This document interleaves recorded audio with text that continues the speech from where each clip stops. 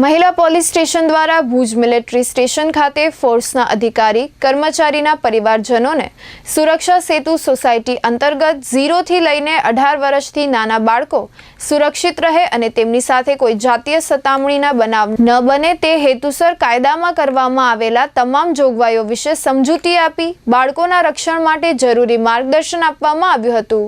મહિલા police station ભુજના police sub inspector Nitaben Chaudhary દ્વારા બાળકો સુરક્ષિત રહે તેના સાવચેતી પગલાં લેવા બાબતેની સૂચનાઓ આપી તેમજ જિલ્લાની કાર્યરત શી ટીમ દ્વારા શી ટીમની કામગીરીથી અવગત કરાવવામાં આવ્યા તેમજ જરૂર પડે મહિલા પોલીસ સ્ટેશન તેમજ શી ટીમનો સંપર્ક કરવા સમજાવવામાં આવ્યા હતા।